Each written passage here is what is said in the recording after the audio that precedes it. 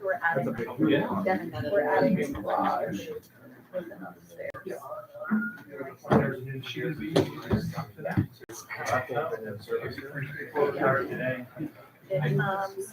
all last summer.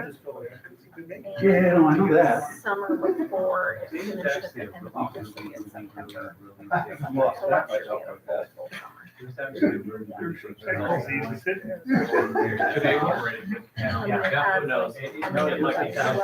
Yeah. But we opted to get one of those like covers, but that can only be opened with a key. So if we go out on a date, I can take the key away and my babysitter could say like, yeah, you can have like multiple.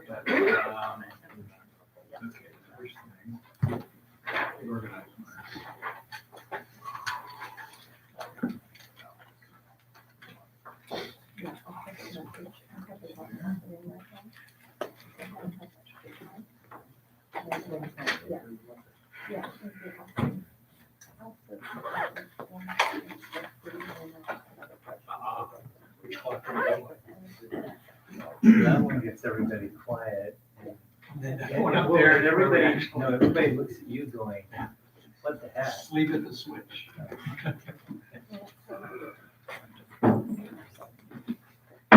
Okay, we will call to order the City of Winters Planning Commission on for meeting for February 25th. Doggo, would you call the roll, please? Commissioner Adams? Here. Altamirano? Contreras? Here. Riley? Here. Schrupp? Here. Vice Chair Baker? Chairperson Meyer? Here. Fire Chief Brad, could you lead us in the Pledge of Allegiance? Sure. I pledge allegiance to the flag of the United States of America and to the republic for which it stands, one nation, under God, indivisible, with liberty and justice for all.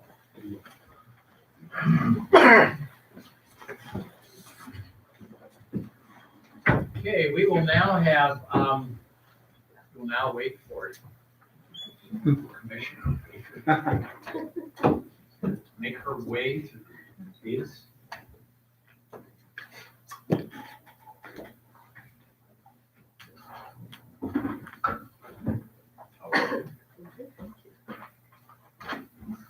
Make any announcement? Do Do you have your change in plans? I do. This is my second to my last meeting. Would you like to do that now? And let everybody know what you're doing?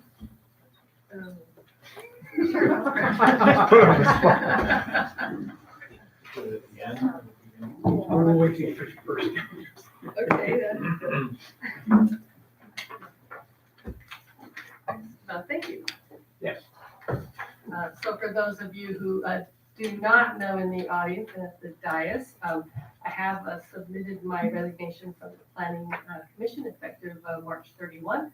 And that is because I'm taking on a new role within the city through my day job. And as such, it would be great for me to focus on that and not create issues between the work that I'm doing for the city and the Planning Commission. So I would like to say it's been a fabulous honor and really appreciate the confidence reposed in me to allow me to serve for these terms and really look forward to continuing to serve the city in a different capacity. Great. Thank you so much. We will miss you as an individual. We'll miss your professional input, which we have relied on heavily for the time that you've been here. So thank you for all you've done for the commission. We'll now open it up for citizen input, which is anything that anyone would like to address us with that is not on the 4 agenda items, not related to the 4 agenda items. Do we have anybody who would like to do that? Seeing none, we will close the citizen input. Consent items, the minutes, comments, adjustments, changes.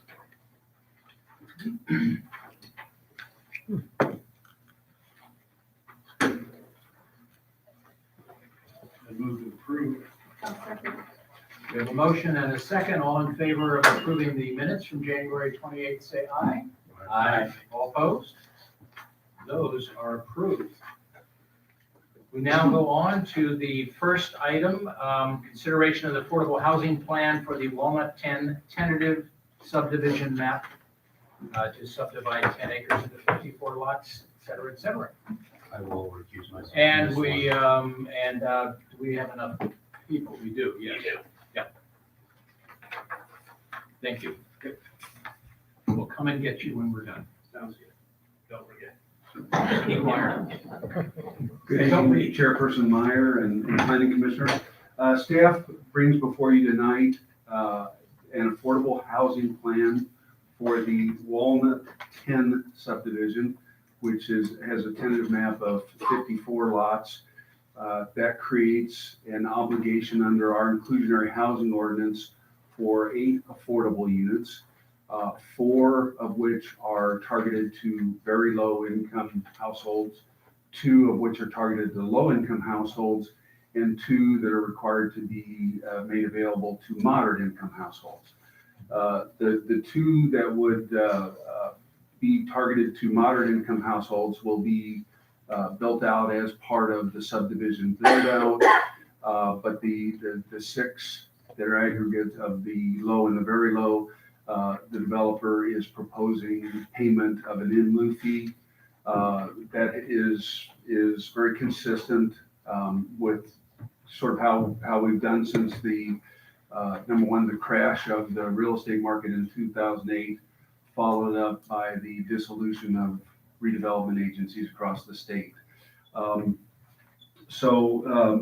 To kind of go to the nuts and bolts that are included in the report, I probably an explanation of how we got to the proposed in lieu fee working with the developer is critical for the planning commission to understand. This item actually went before the Affordable Housing Steering Committee meeting over the span of like 3 meetings. And so there was a lot of discussion, a lot of recalibration, and ultimately agreement between the developer and the Affordable Housing Steering Committee on a plan that has their recommendation of approval for the Planning Commission and for the City Council. So with that in mind, maybe I'll give you a little background on the in lieu fee.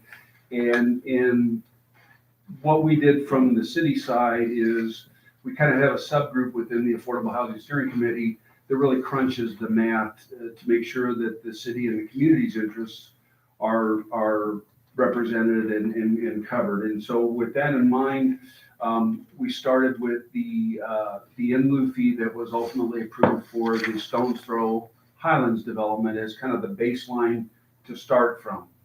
And the commission may remember that was a total of $2 million in lieu fees in order for the city to take on the obligation for the 42 low and very low units that were required from the Homes by Town folks.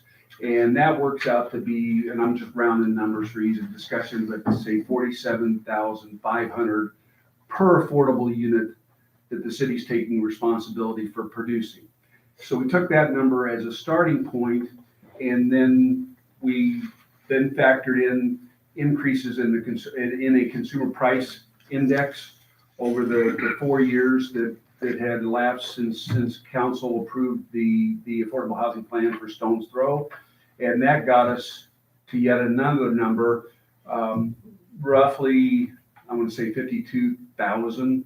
But then on top of that, Stones Throw had donated a 2-acre parcel, and we tried to put a valuation on that and then break it out on a per lot basis. And I need to clarify that this conversation started with an adjacent project referred to as Farmstead, and that has not been to the Planning Commission yet, but I need to give you this background so that you know how we derived the number for Walnut Lane 10. So we put a value on the donated land and factored that in on a per lot basis. And so when the farmstead comes to you, we'll be looking at a proposed in lieu in their affordable housing plan of about 58,000. And then the discussion went to the Walnut Lane 10 project, a much smaller project, 54 lots. I think the farmstead project is 209 lots. Both projects have to do significant flood mitigation. So we wanted to take that into account in the discussions, and we did. But also, in addition to the farmstead project being roughly 4 times the size of the Walnut Lane 10 project, that property also has a significant amount of Grant Avenue commercial frontage. So not only do they have more units to spread the costs over, they have other potential profit centers that will help them absorb that 58,000 per unit in lieu fee. Then when we switched to Walnut 10, we tried to recognize that it was a smaller project, that it didn't have commercial to help defray some of those costs. And where we landed was for the project, and I think it's included in your handout, we looked at the what the engineer's estimates were on mitigating the being in the flood plan area. And for the Walnut Lane 10, that was about 280,000. We broke that out per lot, and then we deducted that from the proposed in lieu, and that brought them in at the in lieu of 53,196 that you see in the affordable housing plan. So that's kind of the how we got there, and the developer agreed to modify their affordable housing plan proposal that we bring before you tonight. Some of the other attachments to the staff report is just to show you an accounting of the housing trust fund. That page starts off with the banner of housing trust fund, and it just shows the current balance. We did do a pretty substantial additional input into the Blue Mountain Terrace senior apartments from that housing trust fund. And then you see what's left to be contributed by the Homes by Town project, by the Olive Grove, and then potentially what would be the yield from the proposed affordable housing plans for the Farmstead and Walnut Lane 10. So we're in essence, what staff is recommending is we're continuing to build that war chest for that next great affordable housing project. The second part of that page shows you the historical leverage that the city has had to put into affordable housing projects. So for Winters Village, that's the one on 110 East Baker. The average per unit was 15,000 that the city put in towards those units. For Orchard Village, it was roughly 20,000. And then with Blue Mountain Terrace, between 32,500 and 35,000.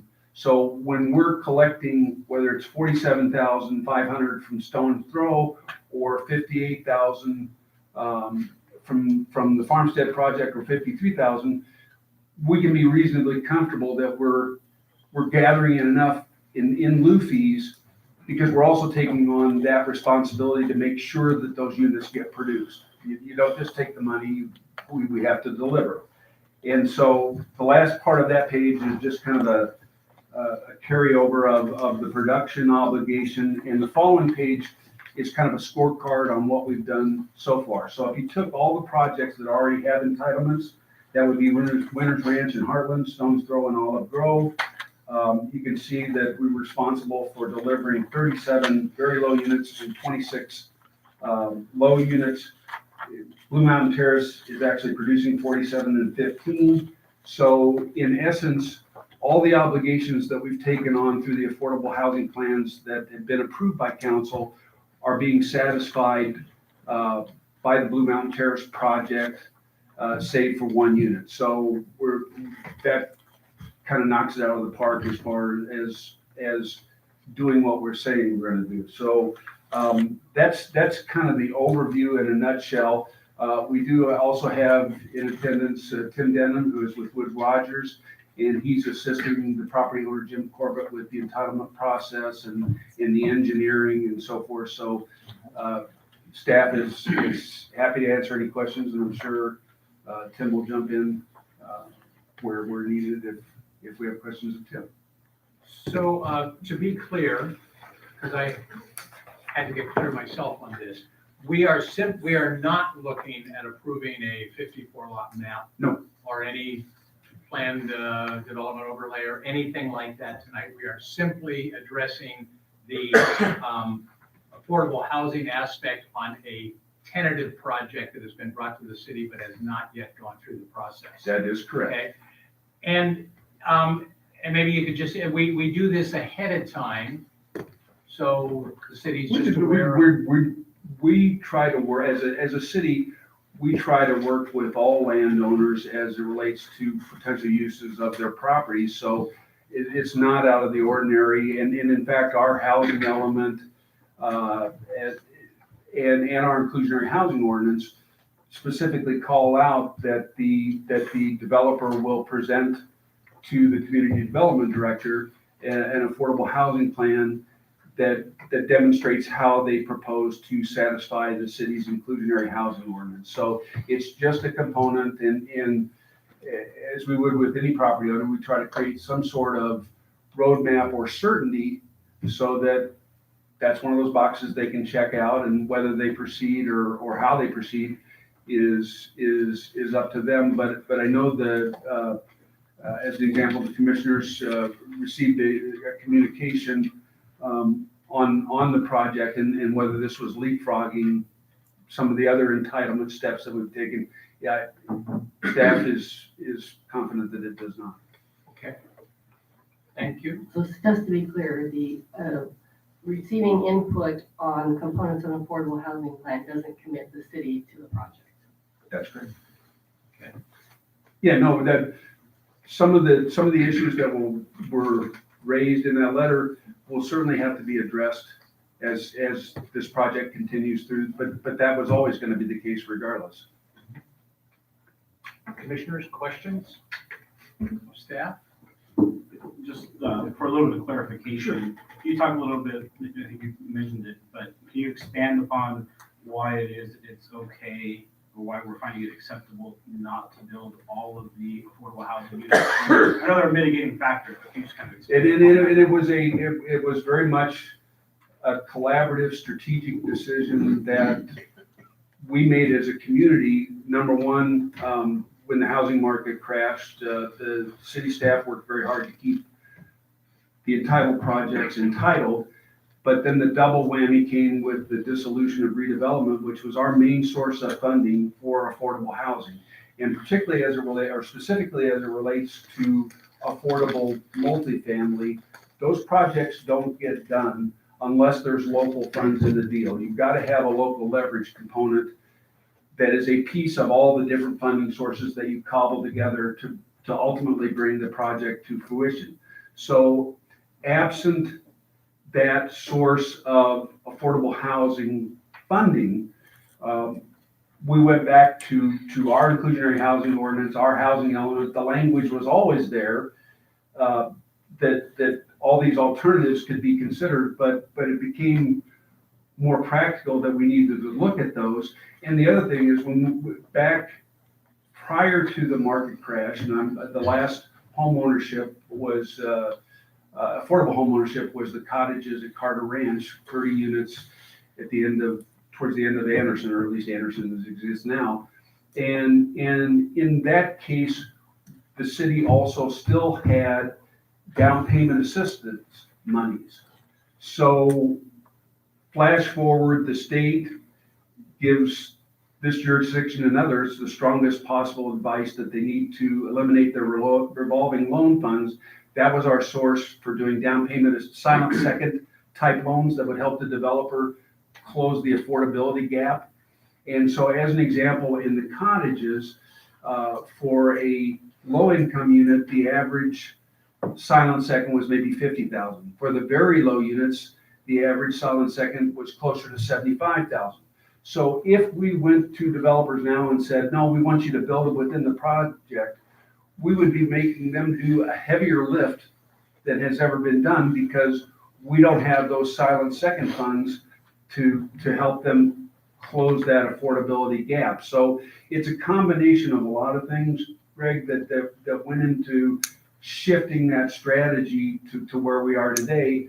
And, you know, we're still as you know, because of your involvement with the Affordable Housing Steering Committee, we're still pursuing options that will bring affordable housing projects to be built within a subdivision. I don't want to get too deep in the weeds on it, but there's we're trying to advance a self-help project on the 2-acre parcel that was donated by the Homes by Town people within the Stones Throw subdivision. And that's a self-help project.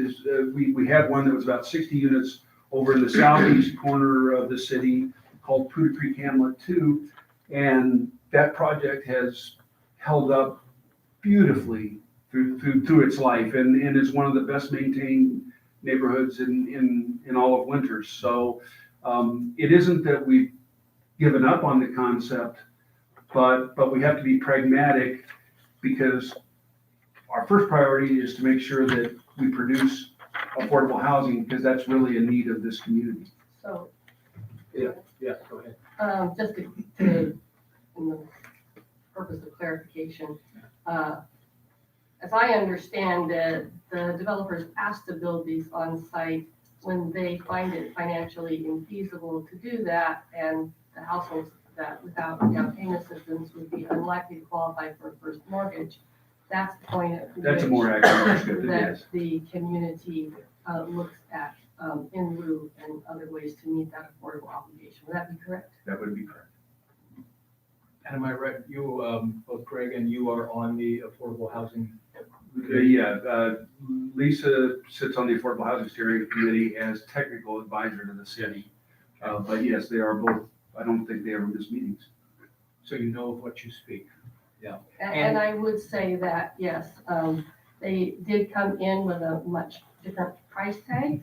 And there was a lot of back and forthing to get to this number. But in fairness, in terms of the math crunching, it is the same formula that has been applied to other properties, along with a consumer price index, a cost escalator to take into consideration changes in valuation over time. And Lisa, thank you.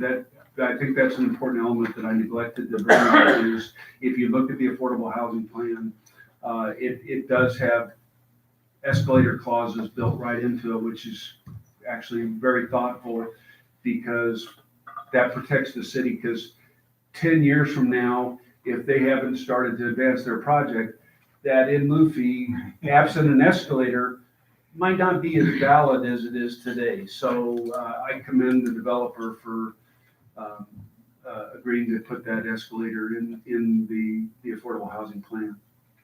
And the reality, from what I've seen, the reality of very low affordable housing is that in today's world, that virtually has to be apartments, right?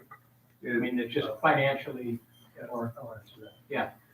It really is a function of economics, and how to provide the best quality, affordable housing for a variety of income groups, whether that's low or very low, or very, very low. And it's just the basis of housing is some people have the best housing in the situation for which they can afford. And for in very low and very low, going into the rental side is through some type of a subsidized project. And our track record on that is, I think, stellar. Orchard Village, Winters 1, Winters 2, what we did with Almondwood. Obviously, the Cottages project never happen again, simply because we'll never have the down payment assistance. And it's very expensive. But it really is a form of how do we provide the best affordable housing that is good for the city of Winters and matches the economics for which people can afford. and so far very successful. Well, and one more point to your point, Chairperson Meyer, and I think Lisa will validate this, but for the very low income, which is 50% of very median income or below, their ability to, if you really saw the dollar numbers that are involved, their ability to deal with catastrophic or something that's deferred maintenance or whatever is really thin. And so they're almost certain to be put their ownership at risk in a home ownership environment, whereas in a multifamily environment, it's much more stable for those very, very low income households. Okay. Other questions of staff, or we want to open it for public comment? We have some people who signed up for public comment. Thank you, Dan. At 6:54, we'll have Owen Gerald Taylor, who's asked to make a comment on this. If you'll come to the podium, please, and your name and your address. Okay. I'm Gerald Taylor. I live at 110 Orchard Lane. Okay. And Mr. Meyer and members of the council. The two areas that I have that I'd like to address pertaining to the 10-acre development that's adjacent to Orchard Lane, are traffic and flood control. I had a chance to scan the negative declaration for that project, and a few things that stood out. One thing that seemed to be misrepresented somewhat was the number of access points to the development.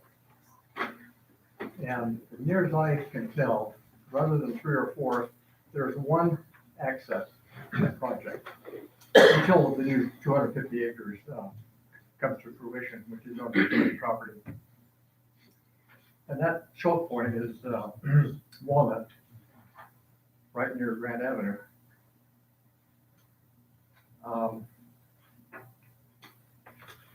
Before I came over, I took a look on the Google Earth, and I tried to find another place in the city that serviced so many homes off of one road, which is Walnut Lane. And I couldn't find one. There may be something I missed, but I could not find anything that supported 175 existing homes, plus another, I also did a Google Earth, I'm counting the whole, I think it was 176, somewhere in that vicinity. Plus the 52 or 53 or whatever is coming in on the 10 acres. Now we're talking over 225 homes that'll be serviced with that one access. Now, in one instance in the past, a truck was coming down the road, taking a little bit more than his space, and I took somebody's mirror off in that little stretch there. If a fire truck was coming in and a school bus was going out, I think you'd lose all the mirrors on the parked cars. The cars in that are parked there during the day. They're mainly the Mariani Nut Company employees. So I think there's a safety issue. I think there's, I don't know if the city has or even the fire department has a maximum number of houses that one road can provide with one road of access. I think there's some liability to the city. If I could jump in, I think, and these are absolute valid points, and obviously you have firsthand information on it, but I think this relates more to the map and the development, which will be considered at a future meeting. And I'd be glad to let you finish your input. We value anybody who bothers to show up for our meetings and give us some input. But I think would be more relative and pertinent at the when and if the project is brought to the Planning Commission to be approved as a 54 lot development and with a planned development overlay and all these other things. Is that? I think it'd also be good if he spoke to planning before he even comes before the planning commission and talk to city staff. Actually, he sent a letter to Mr. Goswell and detailed out all of this, which is, You should have, I got city it. council would have. I got it as well. Okay.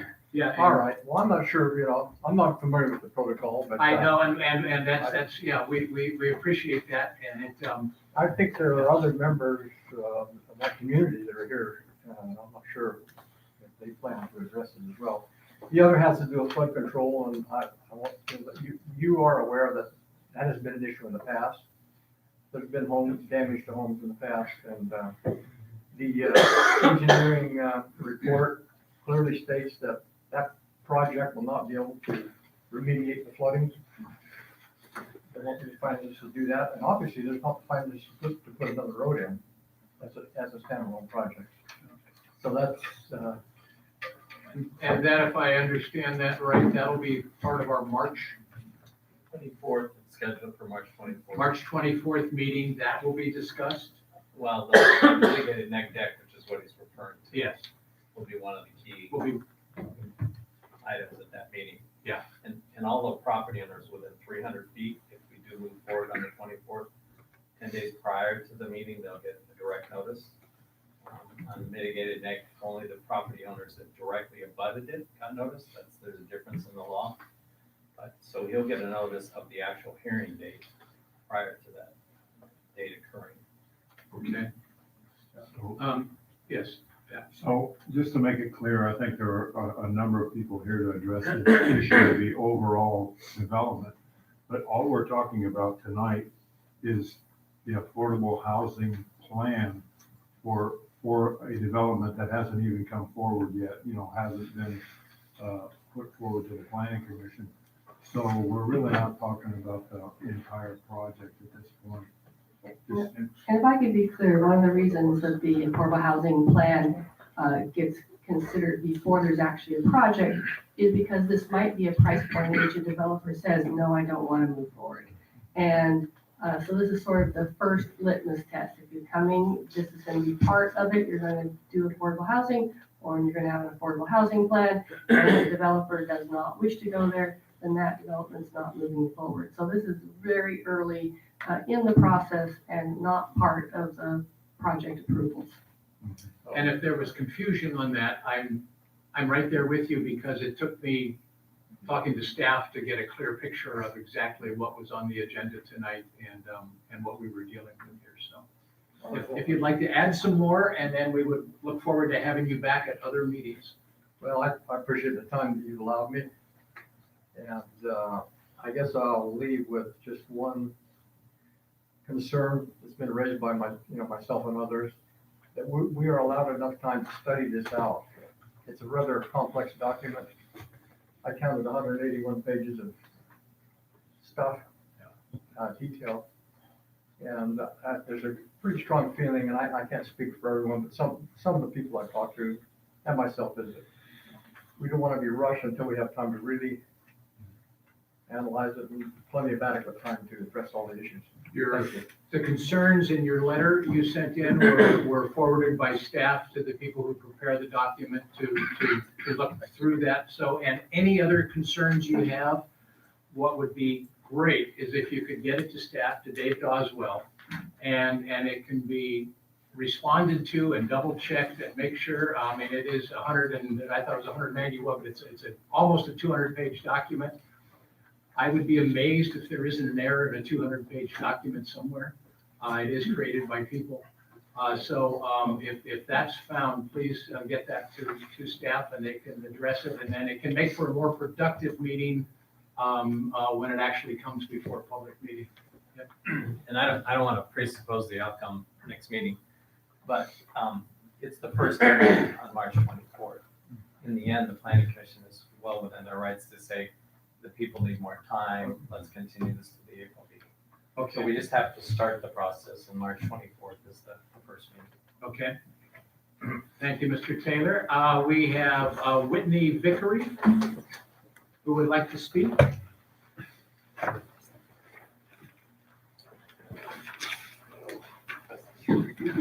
I say one thing? Yes.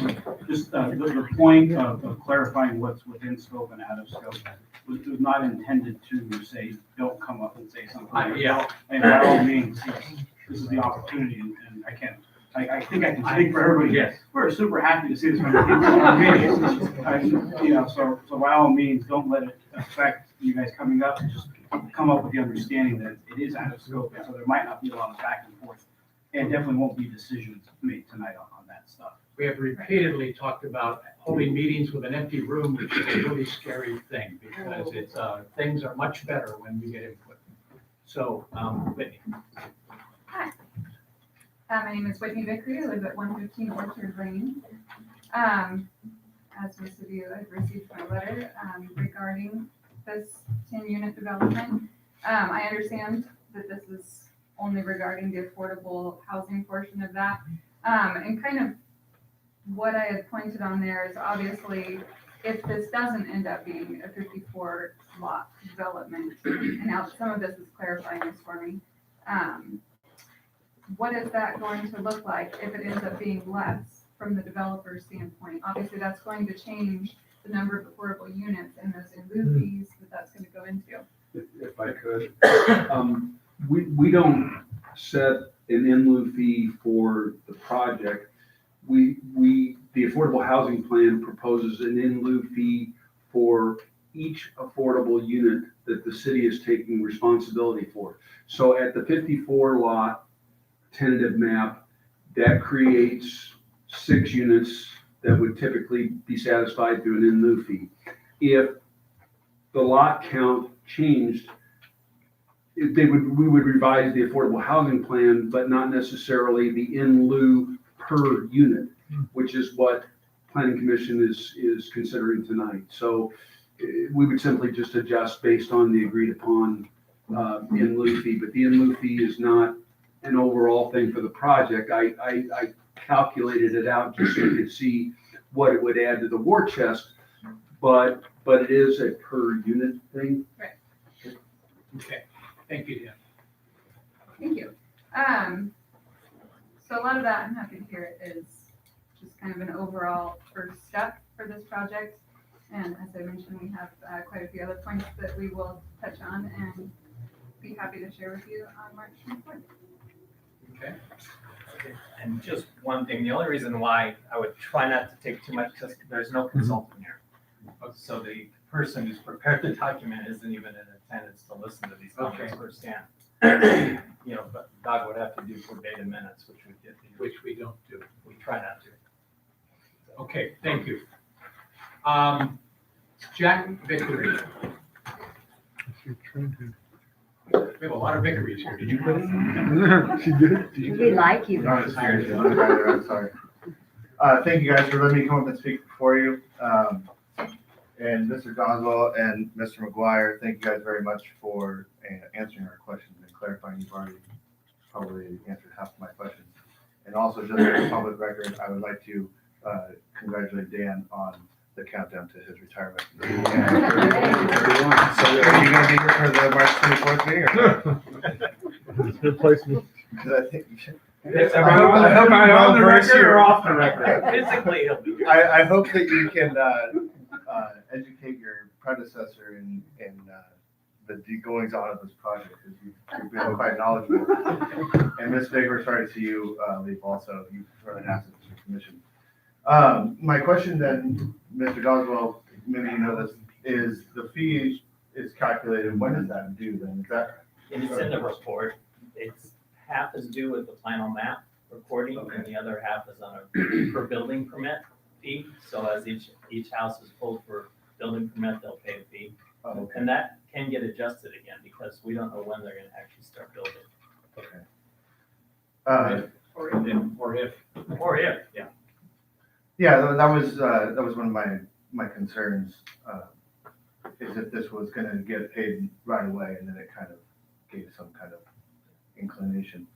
I do like I just want to comment on the affordable housing project, or the program overall, and Ms. Baker, I believe you probably have the most experience with it, but I think it's a great project, or program. I think we're seeing the direct benefits of it right now with the Blue Oak Terrace, right, with the senior housing. We've seen the apartments that have gone up on Railroad also. I have a lot of comments about the flood overlay and those other items that we've talked about that are coming up in future meetings, but I'm just gonna make one comment. We recently had a joint meeting between the commission and the council on community outreach. And it's already been brought up that the adjacent landowners were the only ones notified of the neg deck, and not until the 10 days prior to the public hearing date of that item, I guess, the people within 300 feet will be notified. Kind of think that Winters is better than doing the bare minimum of the law, so it would have been good to maybe notify the 300 feet, all of them, that this was going on. And it is also a project that was supposed to be done together back 30 years ago, and many of the people that live on Orchard and Almond have been there for 30 years and are very heavily invested and care quite deeply about the project, as you can see tonight. So those are my comments, and thank you guys for your time. Thank you for your comments. Sandy Vickery. Third time Gary left John at home and Devin's babysitting. God bless Aunt Devin. So, yes, we are all related, so. I wanted to just talk a little bit about affordable housing and just give you a little bit of history, which some of you may know, some of you may not, and you're going to help me because you talked about that, you being Dan. Peter Creek Hamlet, which is anything east of the park off of East Main Street. So Redbud, Wild Rose, part of Wild Rose, Manzanita. Manzanita, those out there. So when those were built, those were self-help houses, and those houses have a deed restriction that is still in existence. And so occasionally now those houses come back on the market for sale. And under the deed restriction, it's the first 90 days that they're on the market, they have to be offered to people who meet these low-income requirements.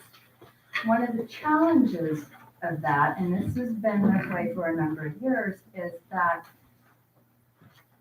people are restricted in the amount of money that they can make in order to qualify for this purchase.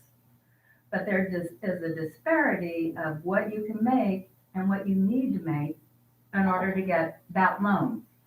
So 9 times out of 10, the 90 days comes and expires, and then it goes to the general public, and anybody else can purchase that home. And I've had clients who have benefited from that, and that's great. They've had to wait the 90 days because that's all that they could afford. But as we move forward, I don't have a solution to this problem, but it's nice to see if we can do something so that if they're meant to be, a low-income housing in a certain element, then let's try and make it so that someone who fits into that category can actually be the home buyer. And I absolutely share that concern and consideration. I have a question for you though. Okay. So do you know how many of those buyers take advantage of the mortgage credit certificate program? And if anyone uses the Golden State 5% down payment assistance program when through their mortgage brokers? Because those are some products that are available because of our work with the county through the RCRC in Golden State. So I'm just wondering if you know if folks are availing them of those products or not. I know people who use the MCC program, including both of my children that have recently purchased homes in the last couple of years. I personally don't recall having a buyer who's used Golden State as their lender. Golden State's not a lender. They work through lenders and they offer a 5% down payment assistance program. And my sister's a loan officer, so she finds the money and I find the houses. So we'll have to talk to our resident loan officer, because that one I don't know, Lisa, but I know that the MCC program is used and utilized. And the other thing you have to find is a lender who knows that exists in town. And that's not always the case. Sometimes you have to say, hey. So would you say there was a need for some lender education information? Yeah, or even public, if people know, then they know to go ask, do you offer the MCC program? Thank you. Yeah, you're welcome. And Just, if I could just add one just one example of why we clarification. will miss Ms. Baker. One clarification on Poudre Creek Hamlet. The resale restriction is to moderate income households. So that actually allows the seller, Sandy, correct me if I'm wrong, but when they go on the market now, they can come in at like 340, 350, 360-ish. Those over there? Yes, and I don't, So, shoot, I think it's been 12 months at least, Dan, since when it's been on. yeah, they don't come on that's one of the great things about that neighborhood. I would hazard a guess that probably 70% or somewhere in that range are the original owners. So there's tremendous stability in that neighborhood. More like 90%. And so they may have qualified to participate in the sweat equity by being a low income household, but when they go to resell, the restriction is for moderate income. Thank you. And are there any other comments? Yes, let's have Al Alcios come up. Yeah, you give that.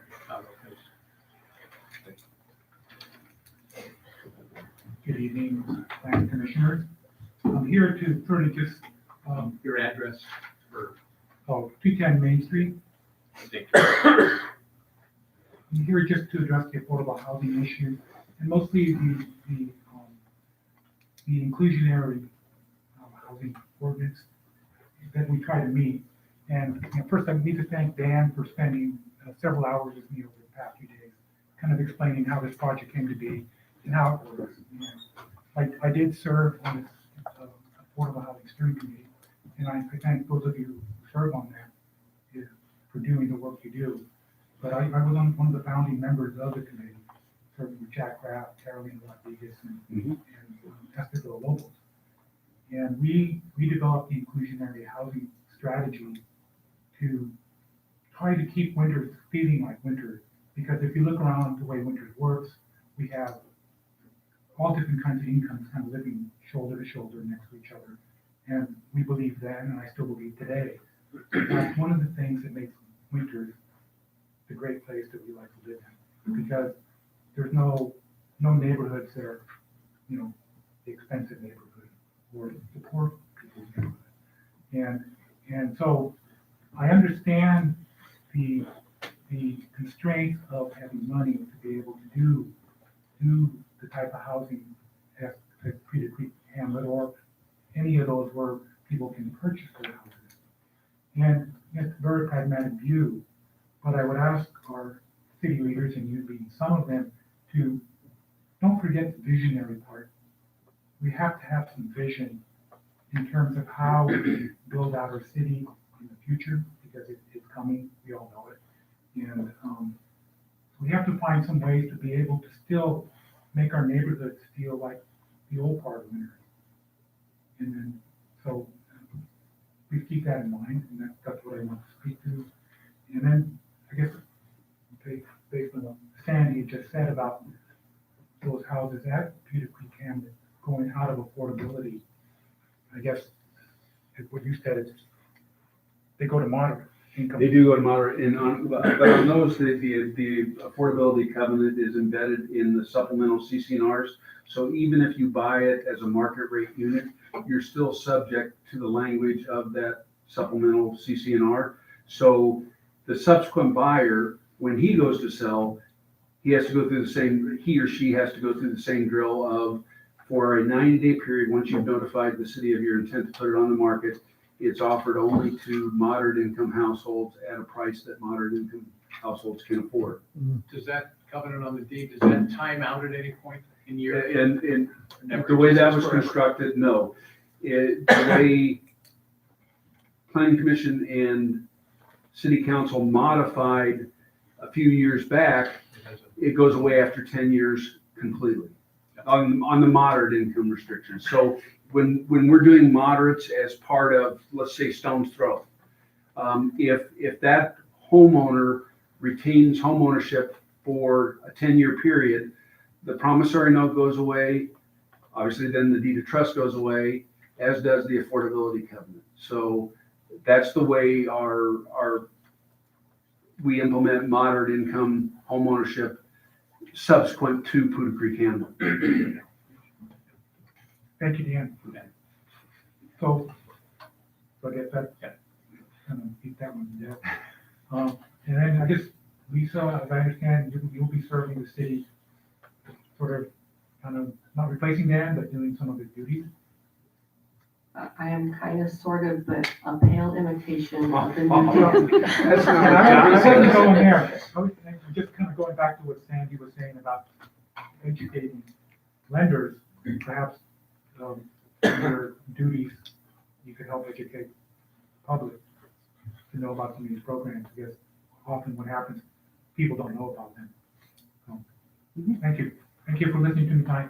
Okay, thank you, Al. Pat, you, So I've got a question for Dan. You said that, the way I understood it, talking about the houses that Sandy was talking about. Poudre Creek Hamlet. So, yeah, so if somebody, can't meet the affordable, housing amount, purchase amount, it goes to market rate, right? Then you open it up to After they've offered it for 90 days Right. to moderate income households, Right. because you don't want to hold the homeowner hostage in terms of being able to sell their home, just because you can't line up a buyer. I mean, ultimately, they need to be given a path to be able to sell their home. And so that's why it's not uncommon to have those, a defined period that has to be offered, after which you can go market rate. Just the nuance of, or one of the quirks of Poudre Creek Hamlet, the way that affordability covenant was done, it's basically in perpetuity. So if somebody were to buy at market rate and the house was $350,000, Mhm. and then they went to sell it 5 years down the road, Mhm. and market rate is now $400,000, but they have to offer it to somebody at the moderate income level, does that mean they're gonna have to sell the house for less than they paid for? No, well, just clarification, 350, just as an example, Pat, is not the top end of what a moderate income household can afford. It isn't. So there is, and nothing's forever, so I'm throwing that caveat, but you could have a higher price, and I'm just gonna use a number, 400,000, and a typical moderate income household with 3 or 4 people in the household can probably afford a 400,000. But the closer you get to the absolute ceiling of what a moderate income household can afford, the more you narrow your pool of buyers. So that's kind of a little bit of a strategic juggling act as far as, number one, there's kind of what are the comps? What is the market? And over in Poudre Creek Hamlet, at least for now, seems to be in the range of 350, 360. That's also what the moderates went for at a starting point for Winters Ranch. But that's not to say, using Winters Ranch as an example, that the developer couldn't have taken a more aggressive posture. He would have had a smaller, the further you push it up towards the ceiling of what's affordable, the smaller your buyer pool gets. Because then you're seeking kind of the perfect buyer. The more you get up against that ceiling.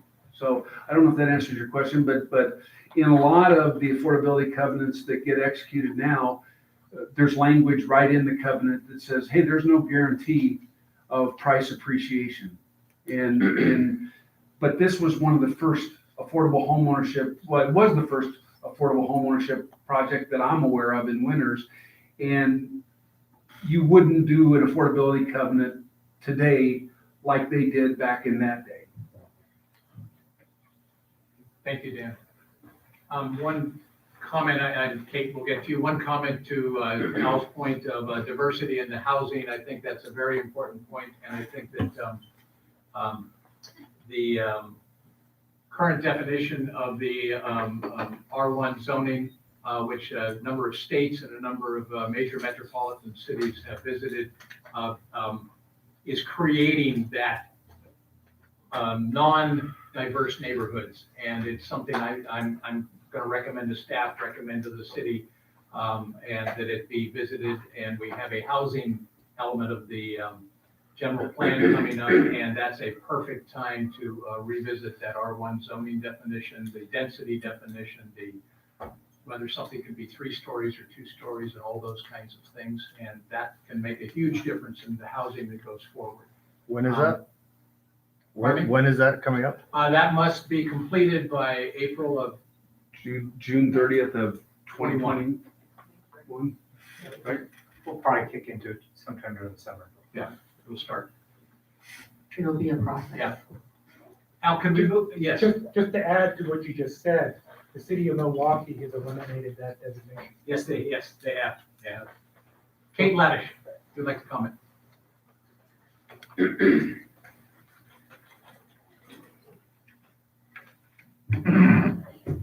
Kate Laddish, 400 Morgan Street, number 21, and my comments and question actually dovetail directly with the discussion that's just happening. So thank you, Chair Meyer, and thank you to Al for mentioning that. So city documents, such as Al just referred to, I called for integrating affordable housing with the market rate, and I'll just echo what Al said. It's something that I think is really valuable that Winters does. It makes it so that there's no othering within our town. We all live here, and we're all neighbors, and that is fantastic. So while I applaud the city of Winters for moving forward on recent affordable housing projects, it does seem like a lot of it is concentrated along East Baker and Morgan Streets. There's one large block that has a large number of affordable housing apartments and one on the other side. So on the plus side, that it's great to have these fairly centrally located. And so that's really a positive to that. But I'm wary of if there's going to be a move towards concentrating rather than integrating affordable housing. And so my question to the commission and to staff is if doing in lieu fees with the city taking on responsibility for affordable housing, if that leads to concentration rather than having affordable housing units being within neighborhoods as they're developed, or if it does not. Thank you. And So, Let me take a shot. okay. Thank you. So that's one of the things that is constantly brought up, is that it's concentrated. Well, the first 2 projects we did were Winters 1, which was an existing project, and then Winters 2, which is the sister project directly next door. The reason why they were done that way was because we were able to add amenities. There's a community center, there's a playground. The Winters senior apartments were already existing also. But quite frankly, directly behind me is a map of all of our affordable housing inventory, and we've specifically targeted moving out within a central area. The only area of the city that doesn't have any affordable is right in the core. That is one of that is the area that doesn't have the affordable housing. We've been playing catch up, but if you move around the city, you see the different colors that are up there, and we have specifically moved the affordable housing adjacent. In the case of Walnut and all that, there's 112 units within, on a good day in high school, I could have probably thrown a rock, but to that project, we specifically have Orchard Village, Almondwood are both really good examples. And we've, in the case of moderates, we move those right into the subdivision. And in the case of the self-help, that will go into the subdivision. It really becomes a case of overall density. There's a reality of affordable housing. I like to describe it as a layer cake. Ultimately, the way that you get to affordable units is through various types of tax credits. There's government assistance, what they call home funds. They require a plus to go buy them. There's various things you have to check off the list. And some areas don't qualify for that. It just doesn't. And that's why it might be closer to a main road. Why? Because a lot of those people are going to be walking to the store, walking to doctors, all of those things. The Blue Mountain Terrace project is a great example. that whole project, our partnership with Winners Healthcare, for that project to go in, near the bank, near the stores, all of those things. There's a reason why some of these things go, but I like this map right here is representative of the way that we are spreading it throughout the whole community. And we've actually taken a no tolerance approach on the mods, and as far as the low and very low, we've got to figure some of that out. On some of the other things, everybody's talking about density. I'm glad that the chair brought it up tonight. Get ready. Get ready. You'll see with the upcoming housing element, when it comes time for talking about, I think it'll be important to explore density going vertical. It's going to be really exciting. We're going to have more than all of you showing up today. We'll need a bigger room. We will need a bigger room. Commissioner Baker, you want to comment? I just want to, as someone who provides technical assistance to the Affordable Housing Subcommittee, I really want to talk about their work in this. They are extremely mindful about affordability, engaged and very passionate about that. And as the city manager has said, that committee's taken a hard line on the moderates. That's usually the starting place where all developers come in, is I'm not going to do any affordable, and that's really a non-starter for the Affordable Housing Subcommittee. I would also say that people are mindful about making sure that that Winners is Winters throughout it. It's not a very big place though. You've got to kind of figure out where you can fit in. But let's take a quick look at the 2-acre parcel that the city manager referenced, and I think Dan did earlier. So the city took that as a land dedication. The reality is, because of its location, it will not score for things like tax credits. In other words, you won't be able to get any housing money to build a big multifamily there.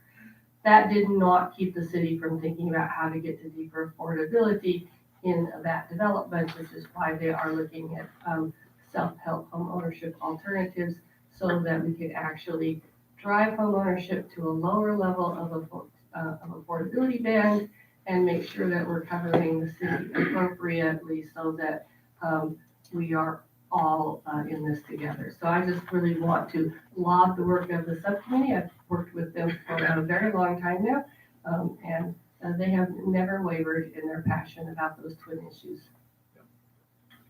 And the absence of redevelopment money, which the state took back 10 years ago or whatever, has not made that task any easier. We will now, at 7:31, close the public comment. Thank you, everybody, for being here, for all the input, for all the questions. Commissioners, other questions, comments? Staff has asked that we make a recommendation to the city council to support the proposed affordable housing plan between the city of Winters and the Walnut Lane 10 developer in order to amend the fulfillment of the affordable housing requirements. Any comments? Do we have a motion? I have no additional comments. Okay. Do we have a motion to do that? I'll make that motion. We have a motion. Do we have a second? We have a second, a reluctant second. All seems self-serving on my committees. All in favor, say aye. Aye. All opposed? Pass the yes, John. Before we move out of here, Don't forget Dan. and Don't forget I will get it.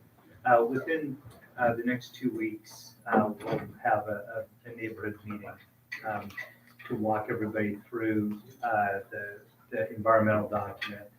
We have a chance to talk with some of the experts regarding the project. We'll see if we can't get somebody in the neighborhood, or maybe find a cul-de-sac or something.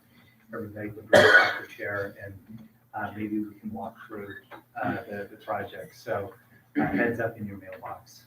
We'll set a meeting. We'll also push it on on our social media. And,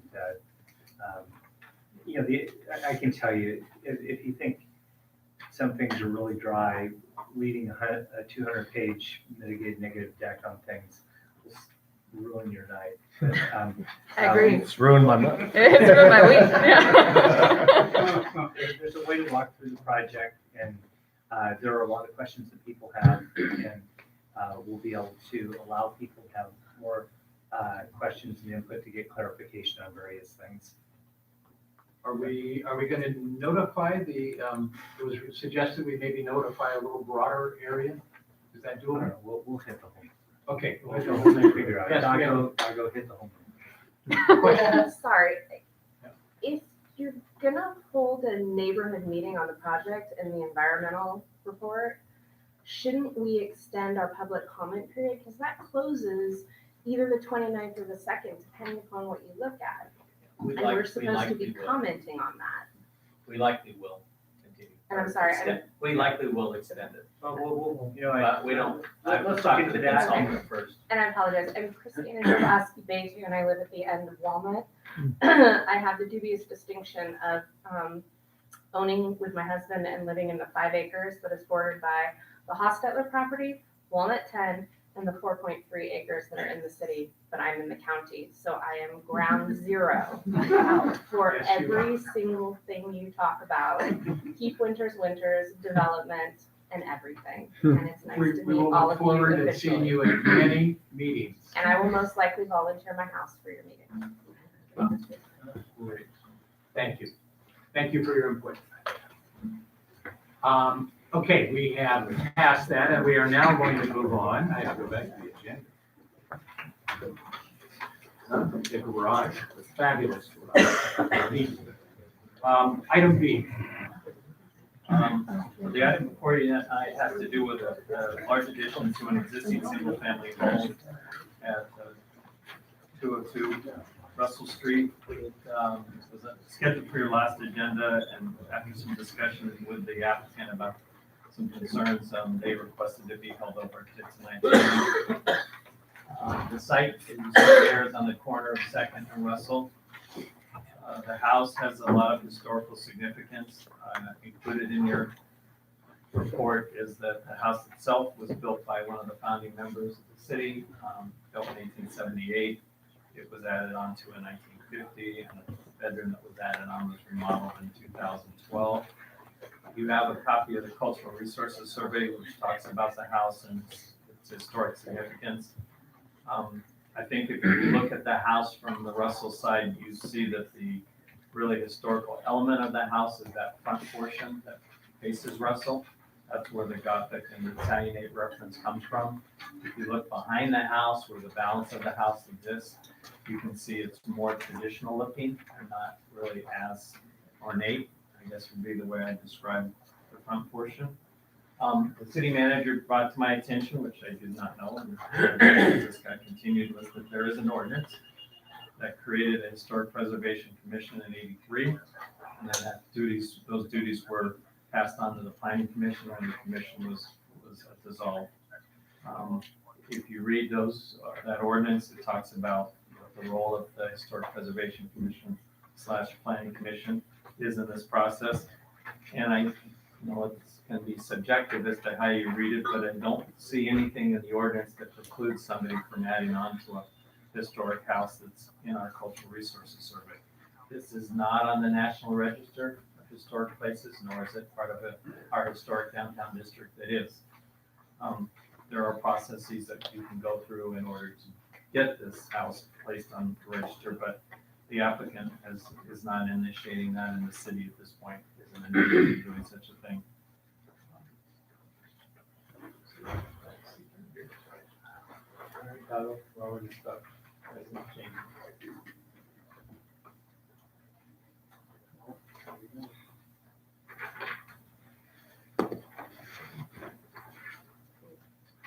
Well, I'll go on, and I'll be able to show you the slides. As I mentioned, it's a large addition to the house. They're adding the 2-story element over the main portion of the house that's behind that element that's facing Russell. They're expanding out a portion of the house on the lower floor that's the kitchen area, how well you can see that the kitchen area is in the upper left-hand corner. That's being extended out.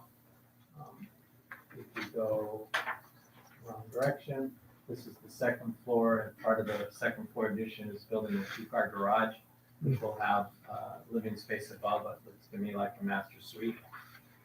This is how the house looks sort of from the street. I would say it's been downplayed as to the ornateness of that one element.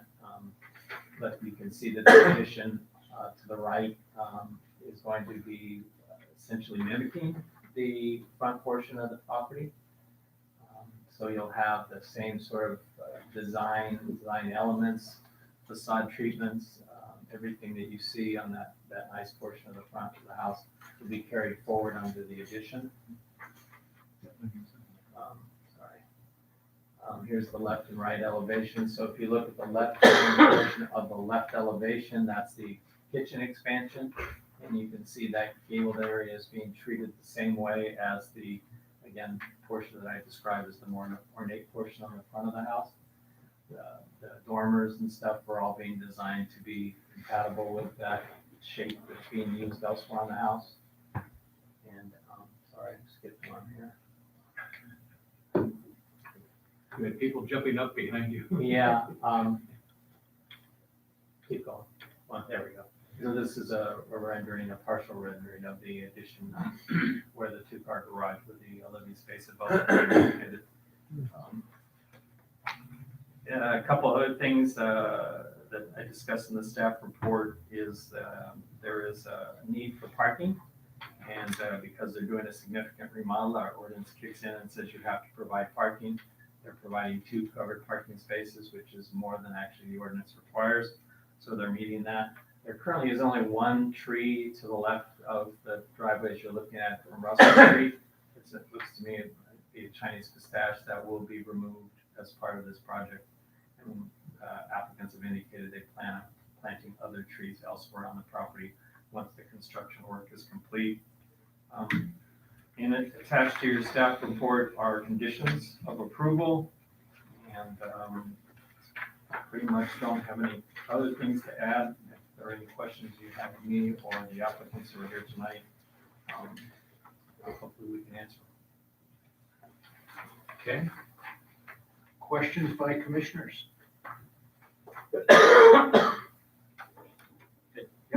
Just kind of a quick one for the applicants. Did you guys know when you purchased the house that it fell under this special ordinance, or was that new to you guys? 'Cause sometimes we get people who it's like, they go to do something and all of a sudden they realize the city has precluded them from doing, X, Y, or Z. So just out of curiosity. No, we were aware of it being included in a, historic study at some point 20 or 30 years ago, perhaps. I'm not aware of its designation or its inclusion under that particular ordinance. Okay. We're not hearing about it for the first time Tonight. though, just to be clear. Other comments?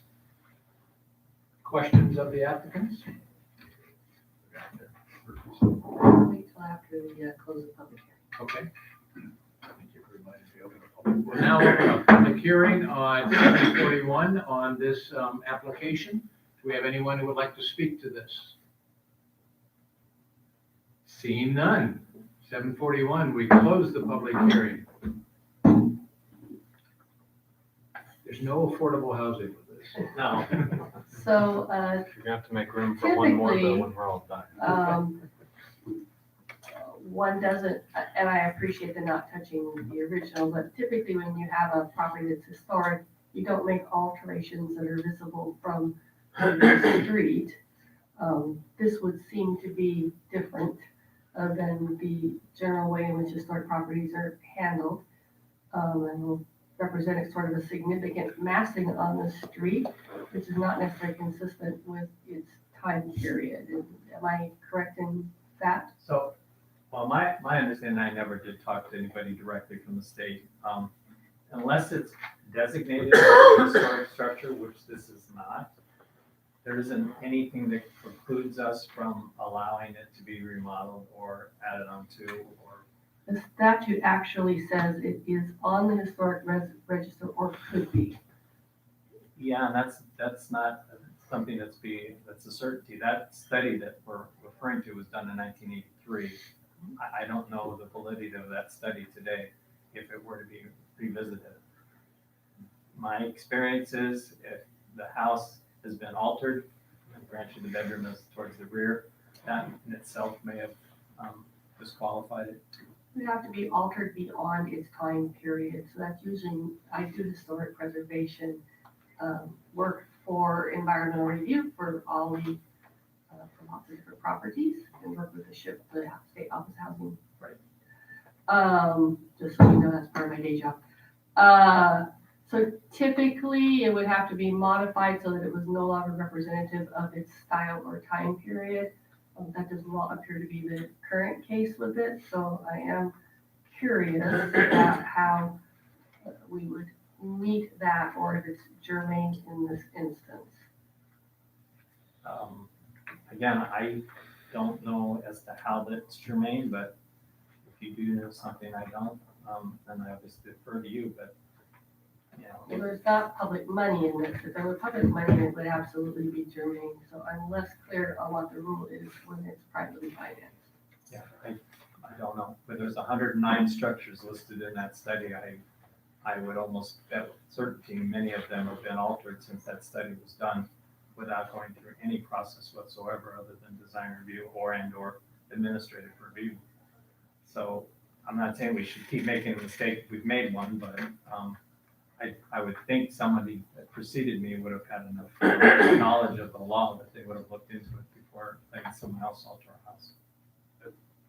Just to clarify, Commissioner Baker, are you suggesting that we may be preempted by state statute from authorizing this, or just kind of when we're making considerations for this sort of modification, we should be considerate of that aspect? I'm actually not sure if it falls under the CEQA or not, and so it would be good, I think, to get some additional guidance. You may have more pull than I do, because I can never get this person to return my phone call, so I gave up finally. We can connect you. Okay.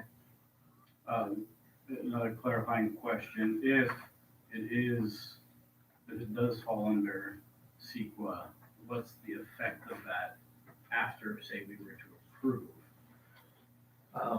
We would basically be approving subject to CEQA, so that would be So typically CEQA wouldn't apply in my mind, but it could apply what Commissioner Baker is saying. Section correct. 106 always Yeah. applies, so that's the question.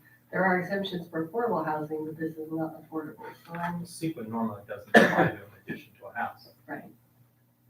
at all, it's exempt. I really don't know at this point. So what there would have to law be would something in require. CEQA because of the historic nature of the house. That may or may not allow it to be exempted. Just generally speaking, adding onto a house is categorically exempt. And I know, the applicants, Emery and Galio has talked to what I think would be the right person at the state about it. She can tell you what she thought she learned from the conversation that she had with the individual. I tried to contact a different person and again was unsuccessful. So that may be something you should ask of her as soon as I sit back down. Okay, should we hear from, why don't we hear from the applicant? Emery, if you talked with the state? Name and address. Emery Gangali, 0202 Russell. So yes, I did speak with somebody at the state, Jay, and I can't remember his last name. He's a supervisor of some sort. He took the time to look through and see that, no, we are not on the register. He then, though, to be sure, passed me over to somebody in the Santa Rosa office who oversees Yolo County specifically. I talked to the person in that office, same thing. They said, we're not on the list. Jay then took it upon himself to call me back and say I did a little bit more digging. I did see at some point that there was this earlier discussion in the 80s or whenever it was that I think at some point possibly the house was nominated, but then nothing further came of it. And his whole thing was that the state actually, and he said this, and the person in Santa Rosa, and I'm drawing, I think her name was Annette. I have all of their contact information, email addresses and phone numbers, that the state actually cannot say that we can or can't do something to our property. That Nick has all the names. But basically the state can't say that we can or can't do something to our property, that really what they are there to do, if we were on the register list, was to say that we advise and encourage people to do a specific thing, but they can't tell homeowners what they can and can't do, and that it would go to the local jurisdiction. But because we are not part of this, a historic downtown district, then that at that point, there's really nothing that can be said. I will say though, one of our main things, some people don't realize this, we bought that, how many years have we owned the house? Close to 10 years. I am like hyper sensitive to this house.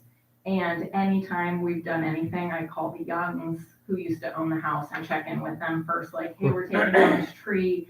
Does it have significance to you? Here's a plank, make a table. I'm like very, I'm a very sentimental person when it comes to certain things. So when it came time to do this whole addition in general, we met with a couple architects, some of which, and draftsmen, some of which were proposing things that just felt too modern and weren't within line of what the house is. And there's certain things about my house that I really dislike, like those silly triangles, in my opinion, like they're too ornate, I can't stand them. But we know that it makes sense and it goes with, what the houses look like, because as much as it's our house, this house really belongs to a lot of people in town. They're very sensitive to this house.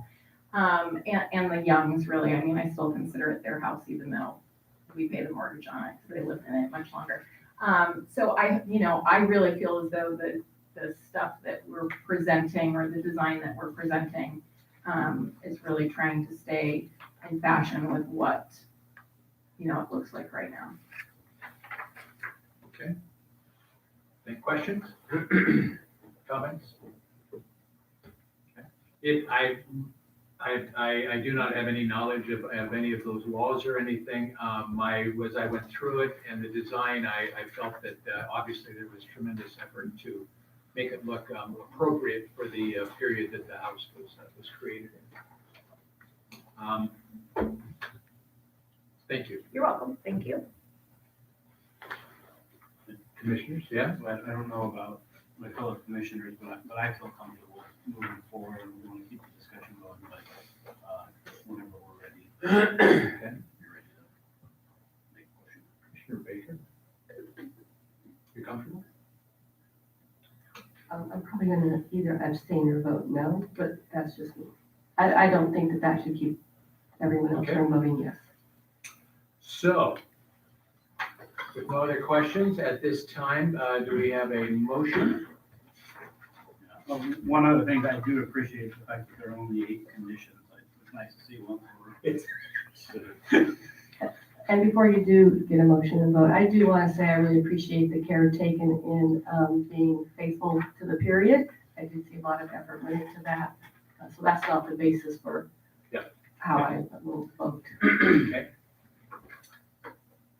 So, staff calls for, I can find the page. Page 1. There we go. A multitude of things. Wrong page. Thank you. That's not it. Thank you. I'm page challenged. Do we have a motion? Yeah, so I move that the Winters Planning Commission approve the design review 2020-002 for a 1,862 square foot addition to the home at 202 Russell Street, based on the identified findings of fact, and by taking the following following actions as listed and with the conditions set forth later on. Do we have a second on that? I'll second the motion. Okay, we have a motion and a second. All in favor, say aye. Aye. All opposed? Abstain. We have one abstain. The motion passes. 5-01. 5-01. Chair, yeah, something I think we'll do is probably try and find out some of the people that Emory talked with, because, so we do have a document with the city. It has all sorts of recommendations, things that were supposed to be implemented through the Historic Preservation Commission. But we should find this out. It's not the only historic. Well, it's not. House in town, yeah. In this case, the report actually specifically calls this house out and calls some other ones out. And it looked like the State Office of Historic Preservation participated in the whole thing. But, you know, we shouldn't, if, as Emory points out, you can't do anything. You can't do anything. And we should probably find that out. Okay. Because So you'll have staff do the historic district is very small, but the report and the study is expansive. It goes all through the core. And it points out some houses in town and says, okay, this one should. If you go onto Edward Street, there's a couple of houses over there that are from Buckeye. And to try and figure that, and they've identified saying, oh, this should be kind of what it states on their house. But you know what? We should find that out, because if anything, you put that in so many ways a policy that says, hey, there's nothing we can do anyway, so we can at least have that there so that we don't make people jump through a bunch of hoops. And it's also important for the commission to know their limitations within the context of what you can and can't do, because you know, somebody else could come up with one of those Buckeye houses and want to do the same thing. You know, big giant remodel on the Buckeye house, and somebody's going to go, hold on a sec, you know, that's a big deal house, and then you have to treat people consistently. As a point of clarification, we've approved it, but if further digging comes up with something contradictory, that overrides our approval. So just to be aware of that every once in a while, from time to time, happens, something pops up after we've acted on something and we go, oops, and then everybody's got to back up and adjust to that. So if we could do that digging soon. No, I think we can just some of the contacts, because I trust that Emily's pretty is pretty thorough on this stuff, and we call the folks and just get the arrows on how to treat this stuff, because. Can you get those contacts? We have to. They already have them. I passed them on. She forwarded them. Great. So I really want to take just a moment, I'm a short timer, on the planning commission. I'm going to take my short timer prerogative, to say that many people this evening spoke about what makes winters winters, and one of the things that does make winters winters is the continuation of its small form housing in its original structure and setting. And so the idea too, over time, that these could all go from small form historic homes to 4,000 square foot properties in the downtown core will over time have a very big impact on how we perceive the community. So I do think, as the city manager said, and other people have talked about this evening, that when you're thinking about what makes winters winters, yes, it's that we're all neighbors, but it's also the scenery. And so if people can be mindful of that as you move forward and think about your historic properties as the jewels that they are for the community, I think we would all be well served. Can I say something quickly? Yes. So one thing I absolutely agree with you, Lisa. Yeah. I absolutely agree with you, but one thing I do want to say is that if you're familiar with the house or if you've looked at it, the majority of people already think that we have a two-story house because of the height of our roof. And inside, we have like 10-foot ceilings or 12-foot ceilings, but those are actually false ceilings. So they are even higher than that, but at some point, they brought the ceiling height down. So it does sound crazy to be adding 1,300 square feet. I absolutely, understand where that might be where you're coming from. A portion of that is a garage, and then we're going up, but it doesn't actually change the roof line and the footprint as large as I think what some might think. Well, and I think that, as again, I said, there's a lot of care taken in this design. I'm Yes. actually only speaking in general Right. and going forward in the future. And not everyone is so thoughtful. Thank you. Thank you. Okay. One easy project after another tonight. Mr. Doswell, on to the next one. I do think this one is easy. I honestly do. I may be proven wrong, but I do think this one is easy. Last time you said that. All right, so back to the slide that shows the last one we're taking up. So the reason this is here before you tonight is because the developer of Stone Store, which is Homes by Town, wants to go back and add more corner lot duplexes to the subdivision. Unfortunately, when the map was approved, it was approved with a fixed number that was less than what was originally envisioned when the environmental document was done. So from an environmental perspective and from the development agreement perspective, everything's fine. However, from the tentative map standpoint, we approved a lesser number and now they're adding to that. You can't really see it very well. I know your attachment's a little better probably. The purple lots are the ones that originally were going to be duet lots. There are some that are circled in green and some that are circled in blue. And that shows you the changes. The ordinance allows for corner lots that we have in place. So this will give them a way to not mandatory affordable housing, and then there's no deed restriction, but by the nature of them being able to build duets, they will make that starting point more affordable within the subdivision. That's the essence of it, and really nothing more than that. They simply came back to the city and said, you know what? We had approval for 18, we only asked for 9. We want to go back closer to what we were approved for.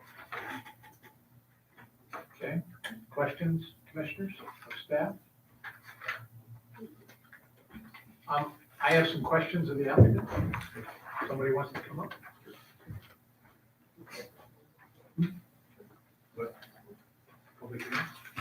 You might want to give me a chance to say hello.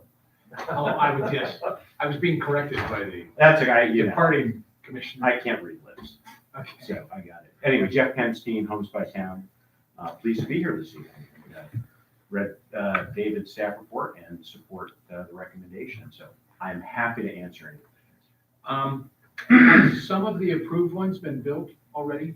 So the first one has been built, and I believe, White Chapman, I don't know what lot. yeah. We have a code. Well, actually, it's out, no, you got it right there, because we have somebody who lives there, but I'm not gonna point them. Okay. Oh. Oh. And, So that was the first one, and that is as your discussion led to earlier, I mean, that's a deed restricted. Oh, it income. is? Oh, it is. yes. okay.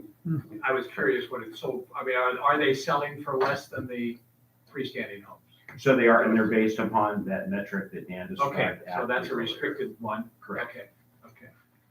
Thank you. That was, it. my only question was about the pricing and how those are playing out. Gotcha. Have you built any other ones that are not deed restricted yet, any of that? No, and that's why so the sense of urgency for us is we're moving into our phase two of the project. And when we first listed the first duplex unit, we have a list of 30 to 50 people. And so we're in that interesting posit between those who are whose income can satisfy the requirement, and those whose income cannot satisfy buying a single family home. So we said, there's a market niche here, and by integrating them as we're doing that throughout the community, we think it's a home run. Did you put a price on those people on that list? Not yet. Not yet. Okay.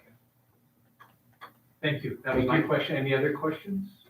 Yes, actually, this might be for Dan, so. Or Dave. Oh, yeah. Thank I'm you. not going anywhere, so.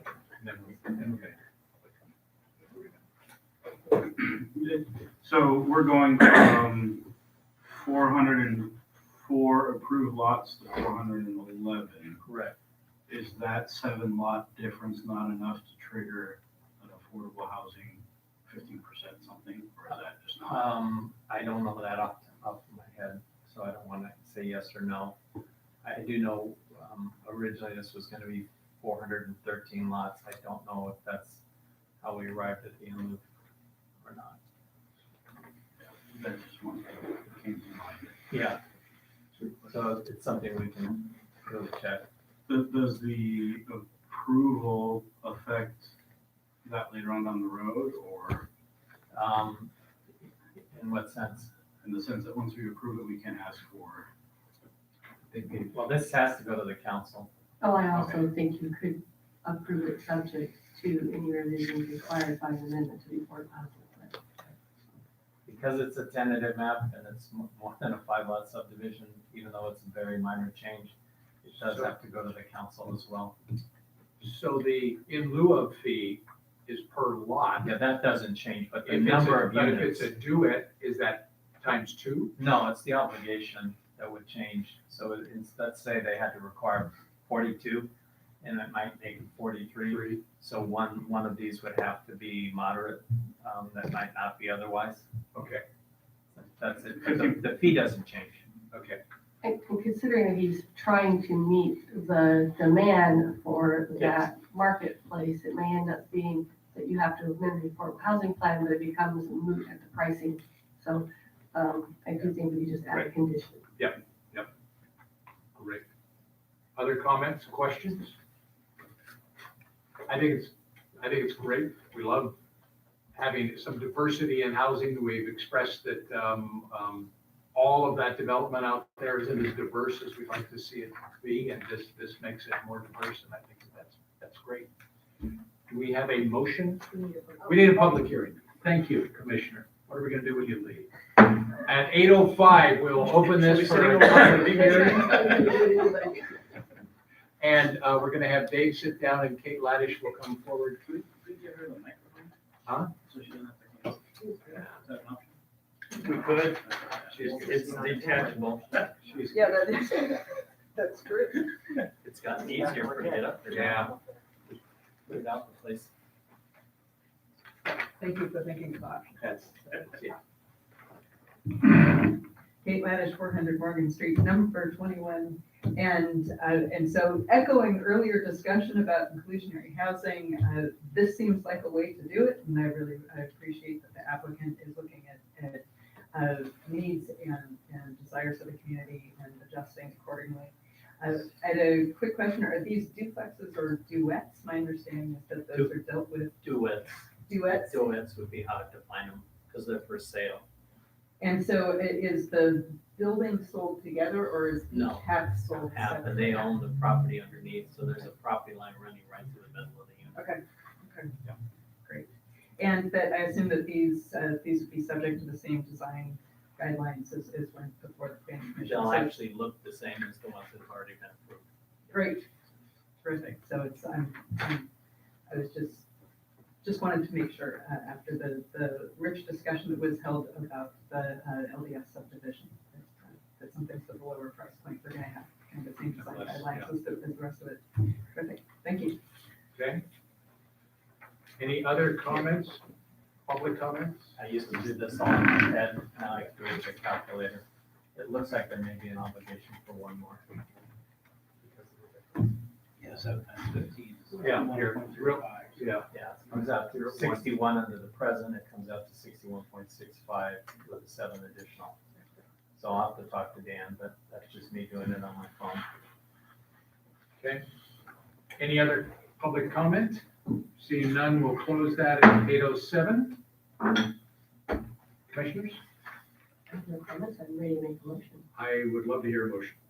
I would like to move the staff recommendation with the proviso of that, if there's any required amendments to the affordable housing plan, that plan be amended and moved forward. Great. Do we have a second? Second. We have a second. All in favor, say aye. Aye. All opposed? Passes. Thank you very much. All right. That was easy. That was easier. It was a win-win.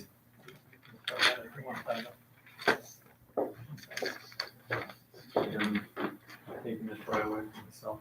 It's good that way. So the last item you have on the agenda is a modification to the accessory dwelling unit ordinance that the city has, which is part of our zoning code. I won't go over all of what's in the staff report, but essentially, as of the first of the year, there were a number of new legislative changes that had to be incorporated into our ordinance. We didn't get that done in time, so by default, we sort of had to follow the state ordinance until such time as we updated ours. Ours wasn't that far out of compliance, so it wasn't a huge hurdle to get over. I listed in the staff report sort of a number of key changes that have come out of the new legislation. It's making it simpler and taking a lot of the discretionary entitlement process away from cities so that default affordable housing like accessory dwelling units can be built more easily. One of the real key ones is if it's under 750 square feet, so you cannot charge impact fees. That's a huge change. We already charged lesser amounts for accessory, but now it's gone down to zero. Another interesting change is if you convert your garage to an accessory dwelling unit, you don't have to replace the parking. If, however, you put a bedroom in as part of your house and not an accessory dwelling unit, you would need to replace it. So there's a huge change there. You not only can't require it for the detached accessory, but if you convert approved garage space into an accessory dwelling unit, you do not have to replace the garage space at all. It's at your discretion. So those are some of the huge things. The owner occupancy, which is kind of an interesting one. Many cities require owner occupancy. What does that say? It means you have to live in one of the two units. The state put a 5-year essentially toll on that. That said cities can't enforce that obligation from now until January 1, 2025, in which case they may or may not stop from being reinstituted. And so anything that happens in that 5-year gap, we can't ask that of the buyer. So there are many other changes, but they said the key ones I highlighted in the staff report, and rather than belabor it, I'm hoping I got all the changes. I'm still rereading it even as we speak, but I think I've got everything that the new state law requires. I got a kind of a bulletin from the state that said, here's all the key ones, make sure your ordinance has them, and we have them. So to the extent that I didn't miss anything, I'm hoping when this goes forward to the council, it's ready to go. Okay. Comments, questions? Question. I was on a call with SACOG, the prelude to the housing element. One of the items that did come up under new state legislation is that ADUs can no longer be used for short-term rentals. And is Yeah, that I haven't seen. So some of the ordinances do preclude that. And my understanding of the law was if the city chose to do that, we were gonna get some sort of RENA benefit. But if we chose not to do it, it wasn't against the law. That's my understanding. it did come up, so I think I can, since I'm on that group, and I think I'm now on the ADU working group because I asked. No one should ever ask. I can bring back some additional Yeah, information. please find out, because I have 6 ordinances that have all been updated, and only 2 of the 6 have any reference to prohibiting ADUs from being used as short-term rental. I appreciate The other that. 4 don't. I appreciate that.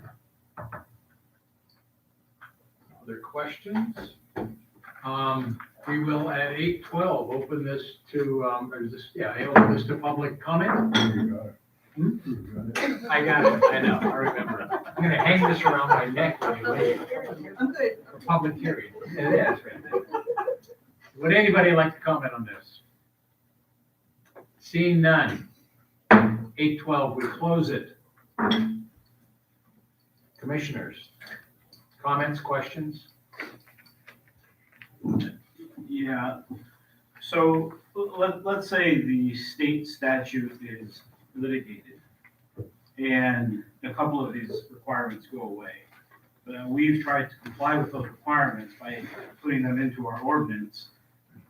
We would then have to go, so I wonder if there's a way to do this so that you say something like, for as long as the state's requiring this, we also require it. Or if you're able to abstain from including it, and then it would just be subject to state rules anyways. Right. So I mean, that sort of analysis is kind of what I'm thinking. And I don't know, I haven't gone to the state statute, right, compared, I haven't looked at what's in here, but you know, I wonder if there's some room for that when it goes to the council. Yeah, I'd have to ask Ethan, how that works, because obviously if it's litigated and something's found to be illegal or has to be removed, that would affect every city that has that in their statute. So I don't know how that happens, if we have to go back and formally amend it, or does it simply go away because of the case law that says now it's no And longer. Don't we kind of with regularity, things get modified through case law and changes with the legislature, and then you have to come back and modify the wording? You do. I just, you know, who knows? I don't know the answer, but it's a question I can clearly ask Ethan. It makes some sense, because I think that some of this will probably get litigated. And I don't know if you mentioned this one specifically, but I thought the lot coverage was the one that just seemed kind of odd. I didn't expect that. I didn't Yeah, it expect doesn't, the state. so it doesn't count against it. Yeah. So if you did the max, which was 1,200 square feet, and it was on a 6,000 square foot lot, that could have a sizable impact on the total percentage. But again, that's what it says right now. Whether it ends up that way, firmly, I don't know. We will most likely have many housing rule changes coming in, very rapid succession based on everything going on in the state legislature. So This hits on it, I mean, and Commissioner Baker was right on, in the comment regarding, the Vangelio house. All of a sudden, you're gonna see a lot of modifications going on in neighborhoods that really will change the overall complexion of them. You know, the idea that you can put in a 1,200 square foot, ADU right next to your house, that's gonna make a big difference. All of a sudden, someone's gonna go, whoa, what's going in next door?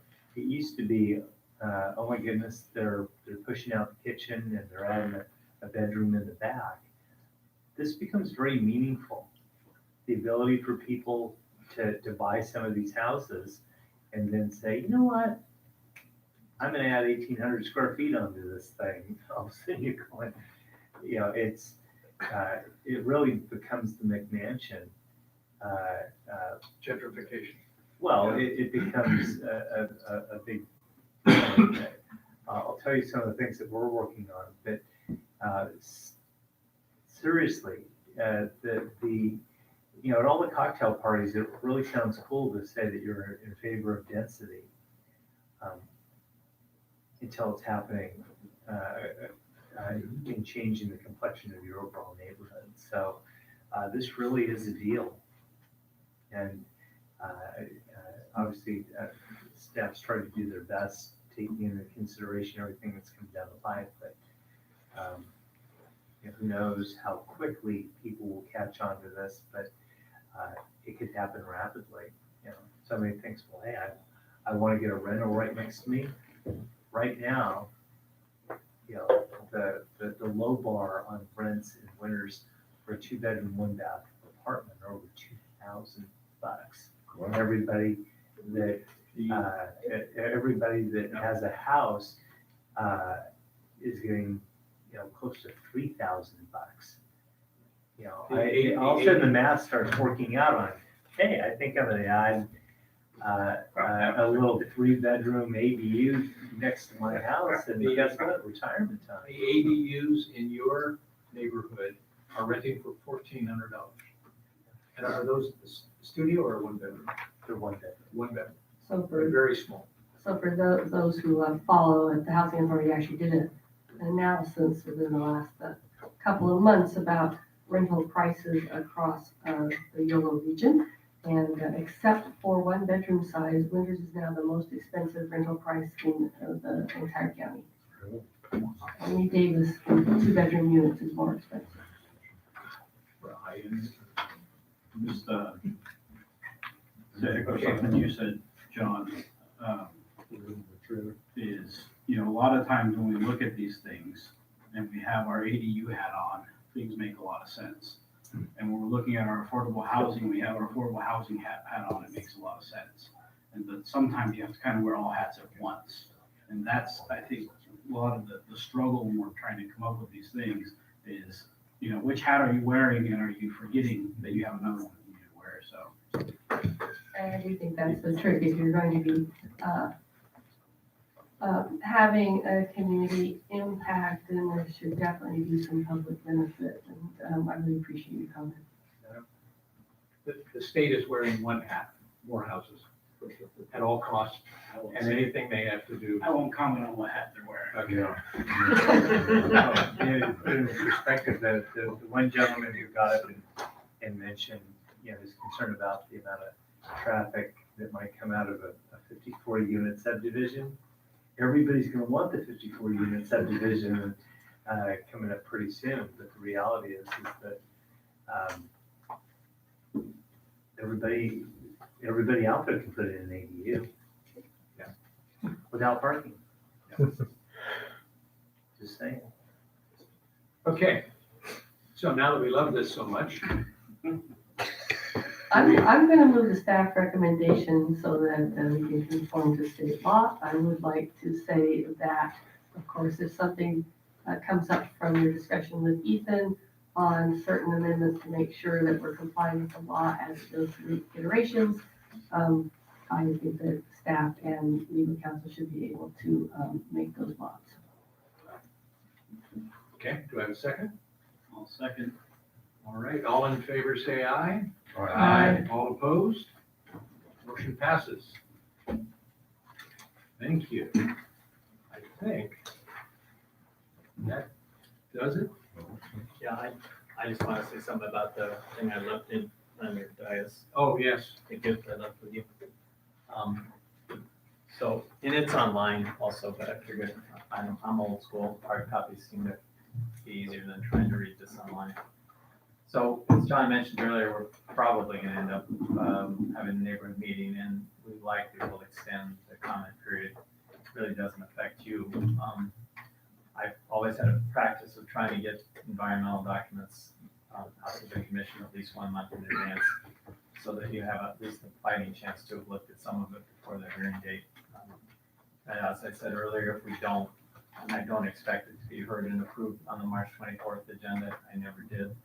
But at least it's the starting point. And if we extend the comment period, that may or may not push out the hearing date. You actually can have a hearing even before the comment period ends. There's no law that says that you can't. You just can't act on it until the comment period's ended. So if we moved it out, let's say to April 1st, and you met on the 24th, that's totally legal. There's nothing that precludes you from having that meeting. Would there be any reason to meet on it before we can act on it, or just? Only for those people that may or may not have had a chance to see comments from the state agencies, for example, that have yet to come in. We have to give a certain number of copies to the state, they send them out to the various agencies. They're due to get their comments back on Monday. That's probably the main reason, and we can always discuss it at the neighborhood meeting, but that's the only thing I can think of. So just in terms of the meeting, I'm assuming we're gonna have a large amount of public input, so one possibility is to take your public comment that night and then continue it to the next meeting, so you can make determination. Yeah, and it also gives the consultants, or plural, an opportunity to respond in the interim between the meeting of the 24th and let's say the April meeting. There's a way for them to walk everybody through the environmental document to answer a lot of the very basic and fundamental questions that people have. Maybe in a smaller setting, it'll afford people to get that information and either A, bring it to the meeting, or B, maybe some people might, the answers might suffice some of the concerns they have. Okay. Is the neighborhood meeting intended to be a formal or informal planning commission meeting or not? Just, it'll be informal with everybody and just allow people to get out and ask questions. I think probably independent of you getting involved unless you're interested in just going. So I would recommend that to the extent, when that happens, if there is a Q&A, if we can get some sort of list of questions that were asked with corresponding answers either given that night or followed up with during the meeting. So we kind of have, what concerns are that might not, the same people might not show up. So it'd be nice to kind of have a vision of kind of the general consensus. It doesn't have to be too detailed, but just something that comes out of it. To the extent we can do that, we will. Yeah. Okay. And then the other thing I was thinking is obviously there was a little bit of misconception about what the first agenda item was, but it would be nice to have some sort of a cheat sheet similar to what was given. We might even go use part of the presentation that was given at the joint session of just, here are the 25 steps, here's where we are, by the way, here's your next opportunities to come and discuss this. There's something for us to be able to respond to those sort of questions. And this was all through the grapevine. There was no noticing required for the affordable housing plan, so the people that got wind of it got wind of it through the grapevine. I think they have a website or something that they've developed, and I think they have a name for their group,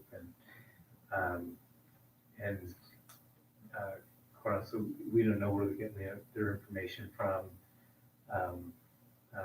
My understanding is that there were different maps that were handed out, so hopefully for the neighborhood meeting, getting people to go on and actually get the environmental document that's accurate, hopefully those types of things can help everybody out. And it's on our website. I've got a letter from somebody that says you're hiding this information from us. I'm not.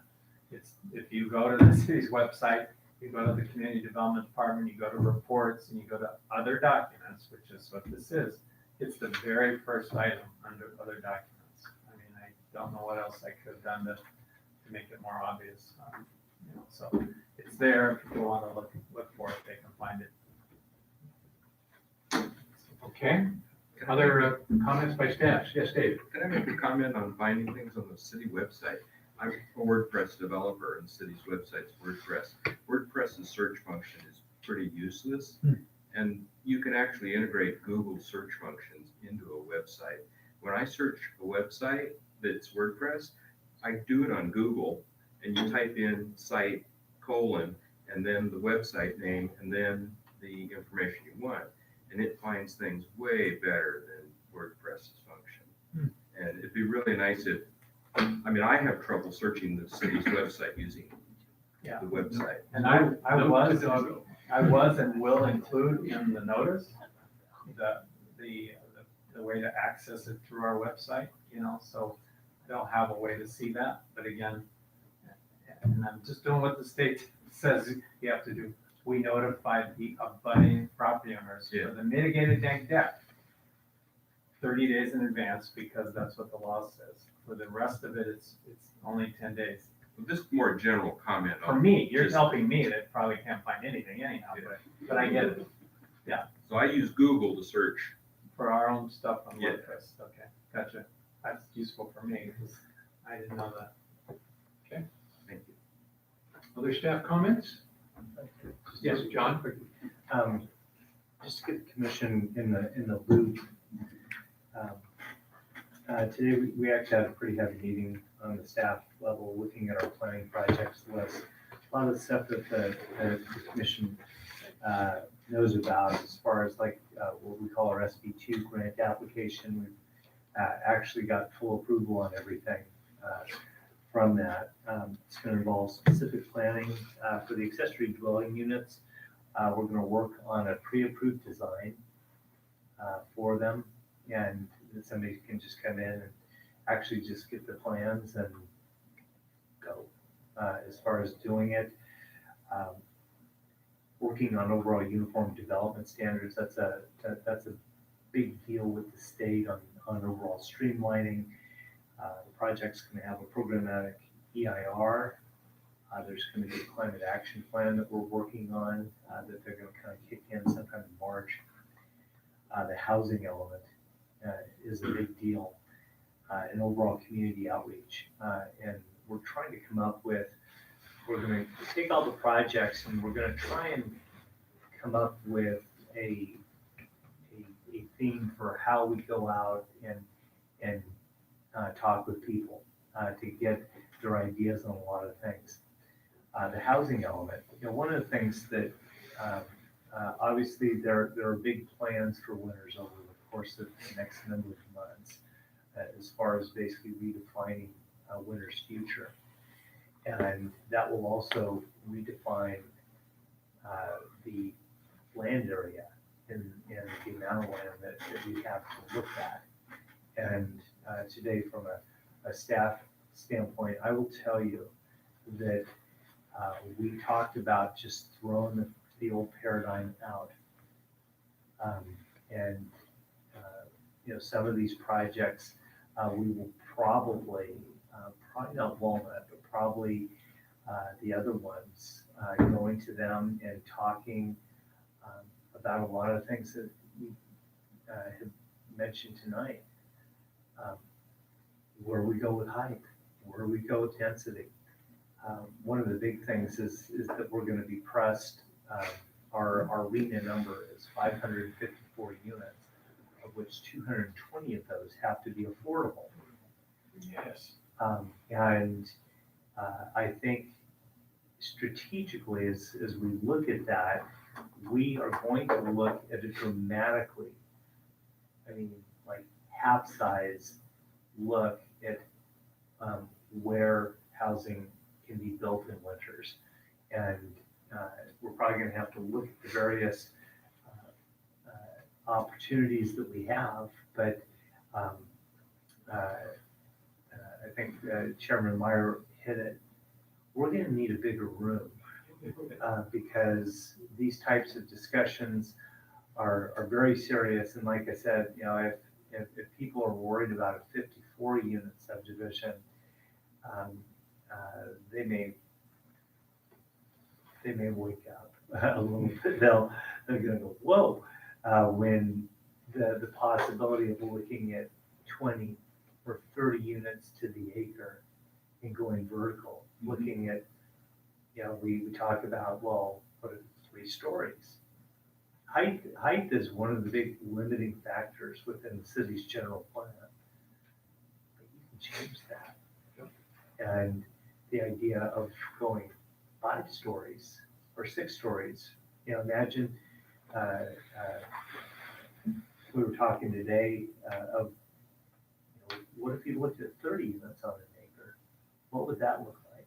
So the idea of looking at density, looking at how these things are looked at, and quite frankly, as we look to go and outreach into the community and talk about that,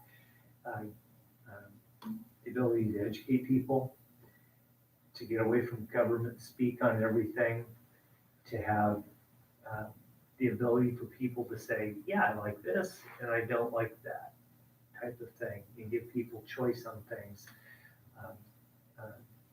So the idea of really shifting the overall paradigm will absolutely be there. I will assure you that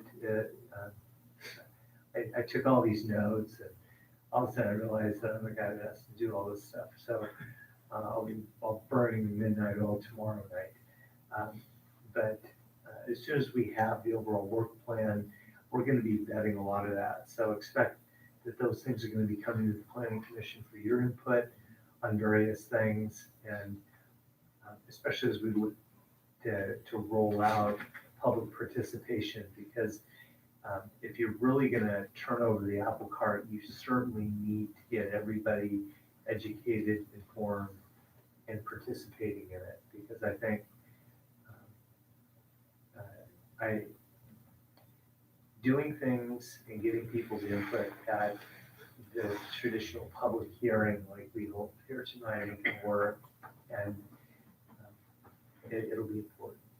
So, just as a heads up, and after the meeting, it really was an, oh my gosh, this is gonna be a lot of work, and we're gonna have to divide it all up, so heads up. New paradigm. Yeah. Yep. In a big way. One of the, within the last week, the legislative bills have been submitted that all aimed at housing and limiting cities' abilities to charge on their impact fees and their building permits and such, claiming that that's at the root of our overpriced housing and not the fact that the dirt costs too much. But and I had a chance to go over that with Dave and Winters fee, and they were talking about limiting as a percentage in terms of a house and all of that. And actually, we already are significantly under the limits that they're talking about. And other cities have fees that are way past our fees. So that was, because I'm reading this going, oh, great, that's all we need is, well, the state to take away more money. I think given where I think the community is headed on a couple of things, some of that might be pretty easy, because I think a redefining of winter's future will also mean a resetting of overall community expectations on some of the things.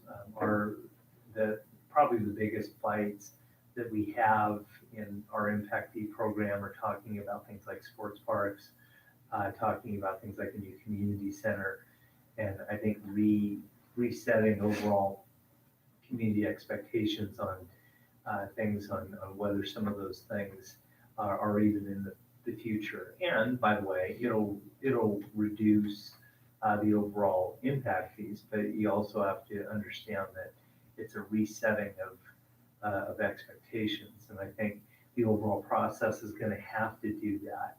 And quite frankly, I think we'll have to ask people, do you like these things? Do you not like these things? So it's, there's a lot. So everybody not building will love them. And everybody who wants to build something will hate them because it'll raise their fees. Yeah, so, yeah. Okay. Thank you. Sure. And with that, at 8:35, the meeting's adjourned. Thank you, everybody, for your participation. Leave the mic, don't walk out the mic. Right. Old public hearing. Public hearing, very sign. Public input. And, Doggo, you. Yeah, you can just. Thank you. Yeah.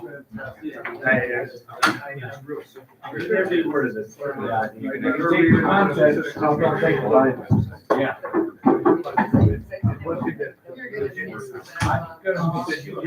Fumble around here. You're not leaving the bar. You're not leaving the bar. Yeah, you went by there. Thank you. Crazy, Rodney. You still look like the day I met you, and maybe my hair's on and I'm like red. Hey, I had a chance. All right. Sure you want to keep covering this? I'm learning.